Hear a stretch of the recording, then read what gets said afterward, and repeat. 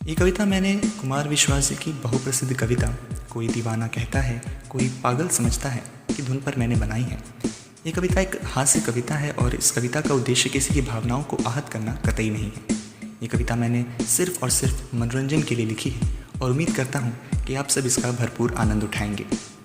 कि जब शादी हुई मेरी लगा ये पल सुहाना है, मगर शादी का असली अर्थ बीवी का सताना है।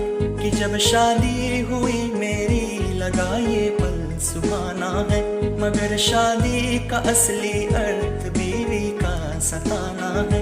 यहाँ बीवी की ना गलती जो गलती है तुम्हारी है। इस युग में बीवी की कभी कोई गलती होती ही नहीं और इस बात को जो पति समझता है उसकी जिंदगी अच्छी होती है। हाय रे मर्दों की किस्मत ये बीवी का जमाना है। हाय रे मर्दों की किस्मत ये बीवी का जमाना है। पति ऑफिस तो जाते हैं पर जब घर आते हैं तो उनका क्या हाल होता है वो कहता हूँ, सुनिएगा। हफ्ते में संडे तो छुट्टी सभी को मिलती है, पर क्या सच में पतियों को भी संडे छुट्टी मिलती है? आइए जानते हैं। कि ऑफिस से मैं लौटूं जब तेरा यूं मुस्कुराना है, कमाना पैसा मेरा काम तेरा काम उड़ाना है। कि ऑफिस से मैं लौटूं जब तेरा यूं मुस्कुराना है, कमाना पैसा मेरा काम तेरा काम उड़ाना है। कि जो कहती वो मानो तुम इसी में समझदारी है। समझदारी किसमें है? जो बीवी कहे उस बात को चुपचाप मान लीजिए, समझदार बनिए। लगी संडे को भी ड्यूटी उसे शॉपिंग कराना है। लगी संडे को भी ड्यूटी उसे शॉपिंग कराना है। पत्नियों का बात बात पे रूठ जाना जन्म सिद्ध अधिकार है और इस अधिकार का जब वो दुरुपयोग करती हैं तो बेचारे पतियों का क्या हाल होता है वो कहता हूँ, सुनिएगा। कि तुम रूठी अगर मुझसे तो मुझको ही मनाना है, और मानी ना अगर तुम तो सूखी रोटी चबाना है। कि तुम रूठी अगर मुझसे तो मुझको ही मनाना है, और मानी ना अगर तुम तो सूखी रोटी चबाना है। कि गलती हो या ना हो फिर भी सॉरी हमको कहना है। जीवन में खुश रहना है तो सॉरी और थैंक यू बोलना सीख लीजिए। कि मेरा सर तेरा तबला जी जब चाहे बजाना है। कि मेरा सर तेरा तबला जी जब चाहे बजाना है। हाय रे मर्दों की किस्मत ये बीवी का जमाना है। पत्नी जब भी कुछ कहती है तो पति का हामी भरना बहुत ज़रूरी हो जाता है, और जब समय आराम का हो तब पति भी जुगाड़ लगाता है। वो उसकी हर बात पे बस सर हिला देता है और ऐसा करने से पत्नी को लगता है कि वो उसकी हर एक बात को सुन रहा है। तब कहता हूँ, सुनिएगा। कि जब आराम करता मैं तेरा किस्सा सुनाना है। मैं सुन रहा तेरी बातें मुझे बस सर हिलाना है। कि जब आराम करता मैं तेरा किस्सा सुनाना है। मैं सुन रहा तेरी बातें मुझे बस सर हिलाना है। कि तेरे हर जुल्मों को हमें चुपचाप सहना है।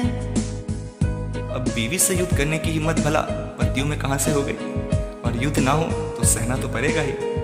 कि पतियों के लकीरों में कभी ना चैन पाना है। कि पतियों के लकीरों में कभी ना चैन पाना है। हाय रे मर्दों की किस्मत ये बीवी का जमाना है। जब पत्नी अपने घर को जाती है तो हम पतियों का खुशी का ठिकाना नहीं रहता, पर उन खुशियों पे नज़र या ग्रहण न लगे इसके लिए पतियों का जुगाड़ देखिए। आइए सुनते हैं। कि जब जाओ तुम अपने घर तो मेरा खिलखिलाना है, मगर पकड़ा न जाऊं मैं झूठे आंसू दिखाना है। कि जब जाओ तुम अपने घर तो मेरा खिलखिलाना दिलाना है, मगर पकड़ा न जाऊं मैं, झूठे आंसू दिखाना है। ये देख के अगर तुमने कहा कि साथ चलो मेरे, अब पत्नी ने ये देख मोह माया में कह दिया कि अजी आप भी चलो मेरे साथ, तब पति क्या कहता है, गौर फरमाइएगा। ऑफिस में बहुत है काम, यही अपना बहाना है। ऑफिस में बहुत है काम, यही अपना बहाना है। हाय रे मर्दों की किस्मत, ये बीवी का जमाना है। पत्नी पति के लिए अनेकों तरह के व्रत रखती है, करवा चौथ, तीज, वट सावित्री और अन्य न जाने कितने व्रत। पर जब भी वो व्रत रखती है तो बदले में तोहफा अनिवार्य है, और ये मांग गुप्त रहती है, सीधे सीधे वो नहीं कहती। तब कहता हूँ, सुनिएगा कि तुमने है रखा व्रत तो तुम्हें तोहफा दिलाना है, अगर ना दे सका तोहफा तो तेरा मुंह फुलाना है। कि तुमने है रखा व्रत तो तुम्हें तोहफा दिलाना है, अगर ना दे सका तोहफा तो तेरा मुंह फुलाना है। कि तुम जो भी हो जैसी हो तुम्हीं से दिल लगाना है। पति पत्नी के बीच चाहे कितनी भी नोकझोंक हो, वो रिश्ता अटूट होता है और समय के साथ गहरा होता है। कि तेरे साथ अंतिम सांस तक रिश्ता निभाना है, कि तेरे साथ अंतिम सांस तक रिश्ता निभाना है। हाय रे मर्दों की किस्मत, ये बीवी का जमाना है। हाय रे मर्दों की किस्मत, ये बीवी का जमाना है।